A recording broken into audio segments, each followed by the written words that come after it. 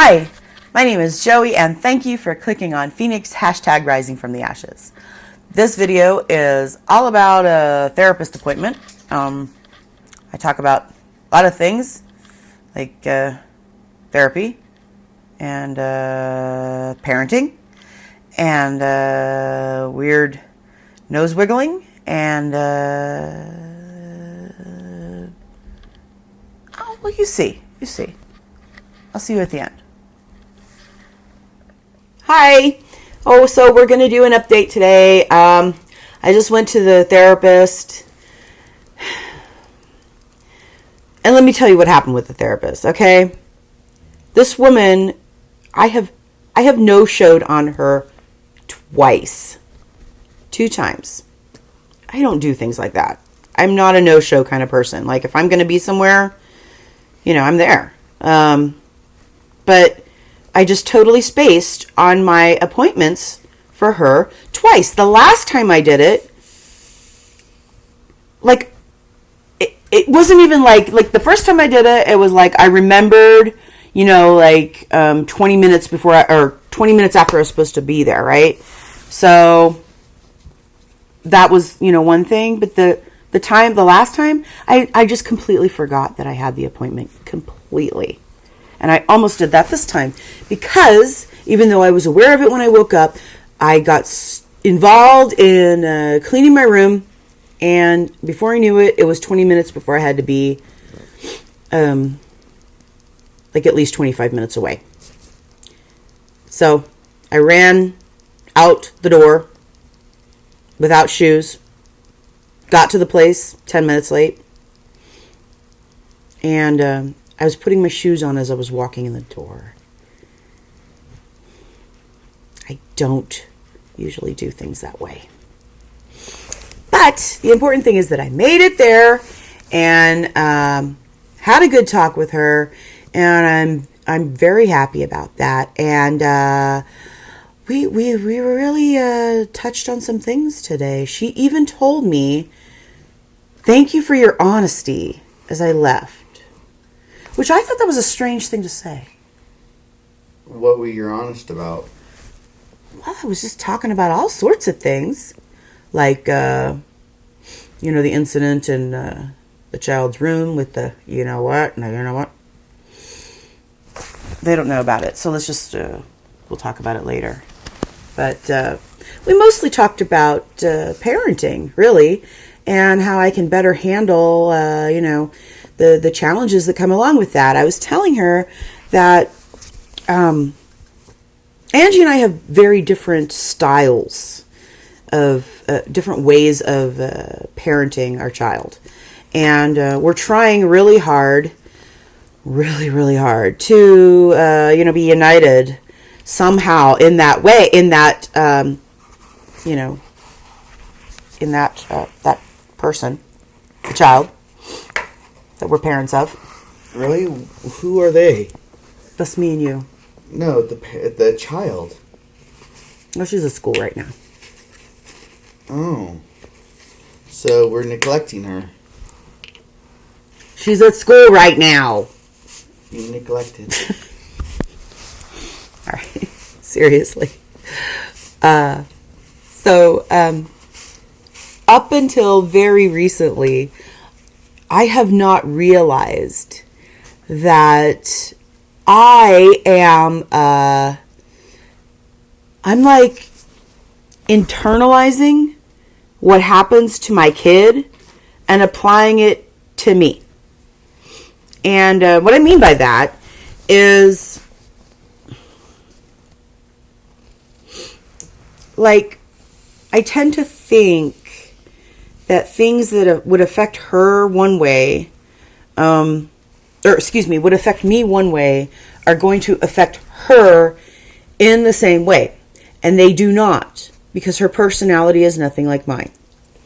Okay? And I've realized that the way I've been parenting has been counterproductive to the child's personality. And we talked a lot about that today. And I'm really happy because I think Angie and I have made some headway. That's it. Headway in the last month or so. I think we really have, and we've had a lot of long talks about it, and I think we're doing well. This is the first time I've really thought that in a while. Well, not in a while, but like in okay, maybe ever. No, seriously, because like we've been so different the way we do things this whole time. And you think she's weak and timid and no, she's strong and fierce, and she needs someone with a strong hand to deal with her. If you don't, then she'll run over you. She ran in Costco. I don't mean to say that she's that she needs a strong hand, like she needs somebody to beat the sense into her. Literally, she needs somebody. We're not talking about that. No, we're talking basically about she needs somebody who's not afraid to say, "Stop right now, or you're going in your room." Right. Or, see, a lot of the time you're not going to this place or that place because you're acting up. A lot of the times I don't like enforce that stuff.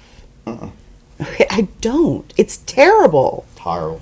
No, it's not terrible. I mean, it's like really terrible. It's like actually a bad thing. Because, is it any wonder she walks all over me? But it's learning. Okay, we're learning. Did you really just do that? I didn't get it on film. Just hit the camera with a giant light bulb. Or fluorescent tube. Is that what this is called, a fluorescent tube? Why did you hand it to me? So they could see what we were talking about. Nice visual there. Please don't stick it on me. Okay. So, blah, blah, blah. All right, what are we talking about? We are talking about parenting. So we talked a lot about parenting. And I know some of the things I've said just now I've probably talked about before. Parenting really is probably the biggest challenge to my mental health. And I think it will be for the rest of my life. I reckon. What do you think? Once you get a handle on things, I don't think so. No? Well, I always tend to think that if something's hard, it's just going to always be hard. So maybe it won't. I don't know. I expect it to always be hard. But I'm okay with that. I'm okay with that. Well, let me just say as long as I know I'm doing the right thing. You are, but let me tell you this. For somebody who's babysitted a lot, and I do mean a lot in their youth. I never babysat. No. I know for a fact. I never even held a baby until I was in my 20s. Go on. You have to be strict and affirmative according to both their gender, their mannerisms when they get older, and most importantly, their emotional response at the fact that, oh, you're going to go here, you're going to go to your room, and if the person who, your child goes, oh, you're going to go to your room. Yeah, that's what we get. Then you say, okay, do you want to stay in your room for an hour? No? Then I would quit being a smart aleck. All right. This is a boring video. Anyway. Oh, my God. No, it's boring. I think it's boring. About teaching and parenting and this and that and the other. This channel isn't about parenting. Oh, my God. But parenting is one of the biggest challenges to my mental health. Because parenting forces me to live in the world. Okay? For lack of a better way of putting it. And I'll try to explain. I mean, when you have a disability, like mental illness, which I have had always. Careful with that thing. And, it's caused me to live my life in a certain way. And that way is very much like disconnected from the normal day-to-days of everybody, I feel. Especially after I stopped working, that became even more so. Like, my world was just my own little world. And my world has always been my own little world, but then, you know, it was like legitimate then, I guess. So, but when I became a parent, I realized that I wasn't going to have that shelter anymore, you know? I have to deal with, like, people and, like, shit. And it's been difficult for me to deal with. So, you know, this is just another step in learning how to do that. You know, I knew it was going to be difficult going in. I still wanted to do it. I was ready for it. I was like, okay, this is okay. We're going to do this. It'll be fine. But it's still challenging. Anyway, also we talked about the facial thing. Okay, the facial nose thing and the lip. Okay, so we talked about that. And I told her that I really think it is something that is like mentally driven. Because I said about how I can switch it to wiggling the nose. Am I doing it? Or no? Wiggling the nose rather than contorting my mouth. She looks like Arnold Schwarzenegger in Total Recall when he's wearing that lady's mask. What? I never seen that movie. Oh, yeah. The lady's mask turns into a bomb afterwards, but he's wearing it, and when he's escaping from the mask, he's going, You look so weird when you do that. How do you think I feel when you do it? I think something's wrong with her, like she has Bell's palsy or something, because she's doing all these weird facial tics. Then she tells me, no, that's just stress. Oh. Well, I really think it is stress. Or not stress, but like a manifestation of anxiety. Because I've told her, you know, that I can switch it to the nose. So that told me, if I can switch it to the nose, maybe I can just switch it off. Like a light switch? Well, not quite like a light switch, no. No? More like I can't think of anything to compare it to right now, but not quite like a light switch. It's something that takes more work than that, you know. It's something that you have to mentally notice, first of all, that it's happening. You have to mentally focus on it so you can control it, and then you have to overcome because it's a mental thing, you have to overcome whatever it is that's giving you the anxiety. And I don't know if I can do that, but I'm gonna try, because I don't really like wiggling my nose that much either. I mean, it's a nice stress reliever. It relieves stress. It really does. Don't you dare do that. What? It really does. I'm gonna pause the video because you are being so disrespectful to me. How am I being disrespectful? Right, I'm being a smile on your face. You know.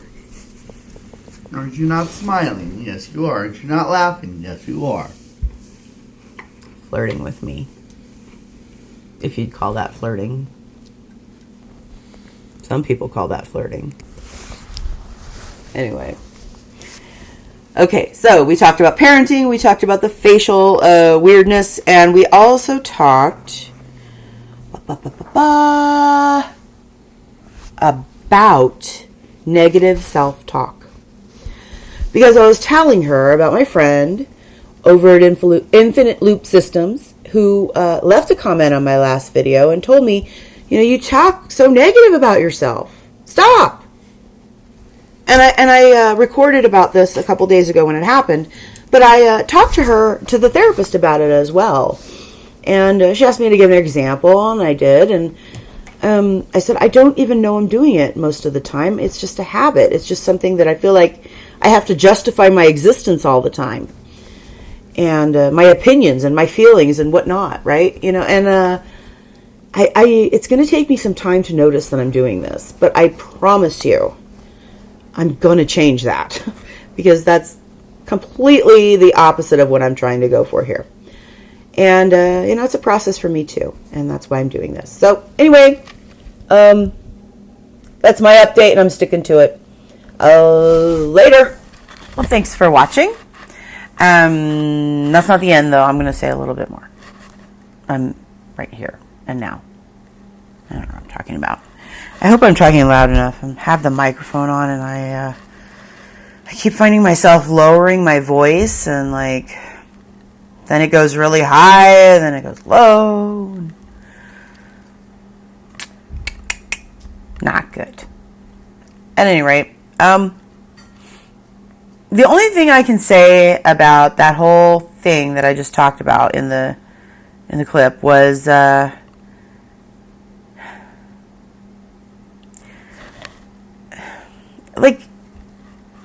it makes my mind like a little heavy. All of these things that I'm looking at right now of myself and what my life has been like in the past few months like seem so trivial because I mean, like, it's all relative. Like, you know, the world is in such a bad way right now that me talking about these things seems trivial on one hand. But on the other hand, it's like what I'm looking at is basically myself, you know, sort of building, you know, like a structure around my brain. Does that make sense? Uh-huh. Your brain. A structure around my brain that basically like fortified my brain for, you know, like what's going on right now. And I think that like the things that that have been happening to me that built up to this time, you know, I'm very thankful, like, in my heart that it went down this way for me because I feel fortunate in that, I guess, and that's what I feel. That's what I feel when I watch that video back. I'm like, and that's how I felt most of these videos that I've watched back. So anyway, I guess that's all I have to say about that. Just thankful. And thankful and so like worried for everyone else that doesn't have that resource. I guess I also just want to just take a moment for them and be like, you know, be there for them in spirit, I guess, like, or in good vibes or some such thing, because it's just people have trouble enough in life without adding all this garbage. Anyway, okay, dude, put your blowtorch down. You need to help me think of something to lightheartedly sign off on the video. I brought it down real quick. I bring everything down real quick. I've always been that way. Does my makeup look good today? I got a little different with it today. I don't know. Does it look good? It was just like it went on to. I like made it too big, and then like it got to the point where I just had to own it. I was like, well, I can either wash my entire face and start over completely, or just see where it goes. So. And blow it up. Yeah, that's what I did. She blew it up. I feel weird when I wear makeup, honestly. Like, I'm still not used to it. Always does, always has. Well, not always. Not when I was young. I used to love makeup. You did, but you didn't like the bother. I never liked the bother. No. Now, I'm always like torn between Makeup and not wearing it. yeah, loving makeup and like girly things and being like, oh, please don't bother me with that. I can't even deal with it because like everything like just like makeup and girly like things or whatever is fuss, always fuss. You have to, constantly be like worried about it and protective over it so it doesn't like chip or get wet or whatever. I don't know. It's so much fuss. I love it though, but it's fuss. I couldn't do it every day. I don't know how you gals do it every day. I couldn't do it every day. But that's why I became a dog groomer. Okay. Anyway, that is that. And thank you for watching. And please come back next time. Bye.